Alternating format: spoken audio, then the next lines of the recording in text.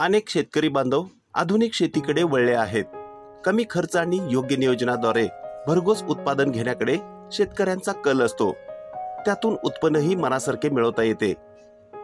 ही यशोगाथा आहे सोलापूरच्या मोहोळ तालुक्यातील अंकोलीचे शेतकरी भैरवनाथ आबासाहेब पवार यांची। भैरवनाथ पवार यांनी 20 गुंठ्यात बीटाची लागवड केली। त्यातून त्यांनी लाखोंचा नफा कमावला आहे। पारंपरिक शेतात त्यांनी केलेल्या या वेगळ्या प्रयोगाचे सध्या सर्वत्र कौतुक होत आहे। नमस्कार, मी भैरवनाथ आबासाहेब पवार, मुक्काम पोस्ट अंकोली, तालुका मोहोळ, जिल्हा सोलापूर। इथून ही माझी 20 गुंठ्यात म्हणजे अर्ध्या एकरात बीटची शेती फुलवलेली आहे।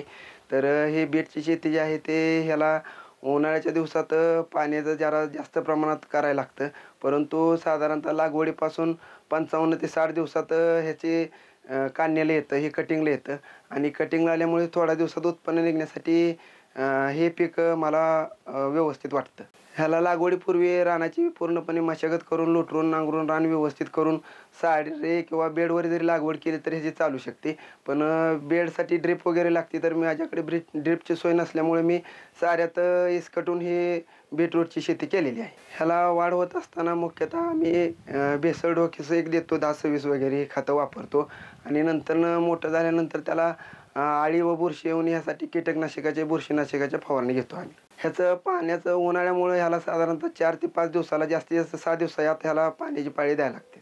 हे साधारणतः लावल्यापासून 55 ते 60 दिवसाला कटिंगला येतं आणि तिथून साधारणतः 1 महिना ते 1.5 महिना चालतं, म्हणजे 3-3.5 महिन्यात हे पूर्ण पीक निघून जातं। आता सध्याला मार्केट पूर्ण डाऊन आहे, तरी पण बाकीच्या तरकारी, टमाटे, वांग्यापेक्षा तरी पण ह्याला साधारणतः किलोला 10 ते 12 रुपये प्रमाणे सोलापूर मार्केट, पुणे मार्केटला जात आहे।